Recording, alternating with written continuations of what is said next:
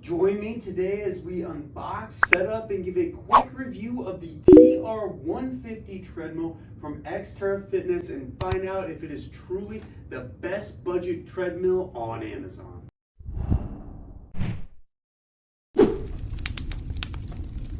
So of course, for starters, we gotta strip down all of this packaging. There's quite a bit of cardboard and tape and stuff, so hopefully there's not too much to deal with when we get in there, but we'll find out shortly, so we'll get to work. So for starters, I do wanna say this thing is fairly light for an overall portable treadmill, but I would recommend using 2 people to bring it down. Myself and my father, who were in pretty decent shape, were able to get this downstairs with very minimal effort. As you just saw, I moved it from the wall down to the ground. Basically, once you can start shimmying it around, if you have pretty good strength and coordination, it shouldn't be a problem. When I snipped off those things, the first thing I noticed though was that this package literally came undone without anything. So make sure you keep those on there the entire time, because if you take them off early, this could literally fly off before you actually get to unboxing the thing. All right, so step 1 is complete. I took everything out of the packaging. There's some screws, there's a couple detached parts. Getting it out was fairly easy. The actual treadmill bottom was slightly tricky. It took me about 15 minutes by myself. So honestly, not too bad to get it all the way out of the packaging, and there's not a huge amount of parts, so hopefully it's a pretty quick build. Let's jump into it. All right, gang, so we're moving right along. This took about 25 minutes to kind of get to this point. I got all the electronics plugged in, treadmill safety keys plugged in. There was a few bolts, about 6 screws and bolts to actually put these uprights into the thing.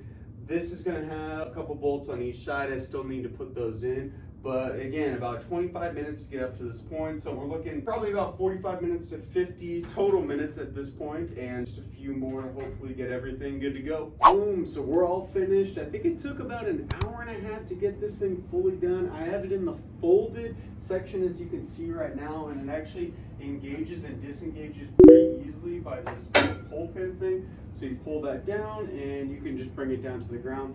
I did want to note one thing. There isn't an adjustment for incline on the actual electronic setting. So I didn't know that when I bought this. So it's actually like a manual adjustment. So you have to take this pin out and kind of manually do it. And there's only a couple different ones. So I don't know how high this actually goes.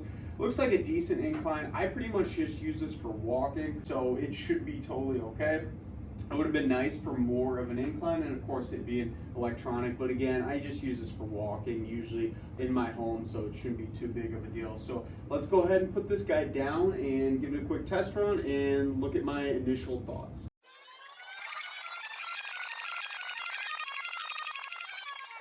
Make sure your treadmill safety key is actually in. You don't need to have it on, but it does need to be in the thing, otherwise this thing won't go. And we'll just start out at a speed of 2. So we'll click start. 3, 2, 1. Here we go. This is the first time I've ever been on this thing, so you are witnessing it as well. So I'm going up to 2 miles an hour right now. I'm at 0.5, going up to 2. See how this works. Knock on wood, so far so good. All right, 2 miles an hour. We'll go up to 3. I don't have shoes on, so I can't really go too fast right now. Enter.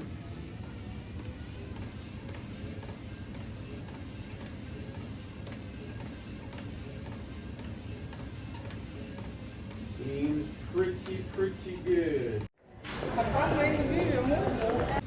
Alright, so we're going to stop it right there. I actually just noticed too that there is a heart rate monitor in this, and I was putting my hands on it and my heart rate actually came up on the display pretty quickly. So that's functional, that works super good. There's a few different settings on the heads-up display of different speeds where you can click 1 and then enter, and then it'll go to that miles per hour. So I literally clicked 2, enter, it went up to 2 miles an hour, 3, enter, went up to 3 miles an hour. Otherwise you can just do speed up or down. There's a few different programs on this.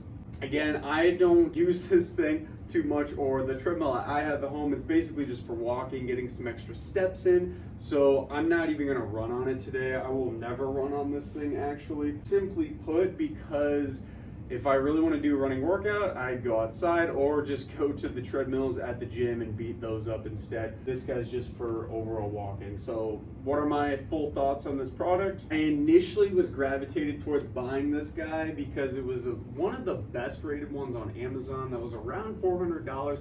So for that price point, again, right now it's hard to say day one, but it seems like it's going to be a pretty good option. It's pretty narrow, it's fairly easy to transport, and I would definitely give it a shot. Go ahead and check the link down below in the description for my Amazon affiliate link, and you can go purchase one for yourself. Otherwise, feel free to give this video a like so it can help others out who are trying to find out if this is a good product for them. And go ahead and subscribe to the channel as we help individuals of all abilities improve their overall health and knowledge of the gym. And if you're looking for a pair of adjustable dumbbells, I'm going to leave a link of a review right here of the Power Block Adjustable Dumbbells 24.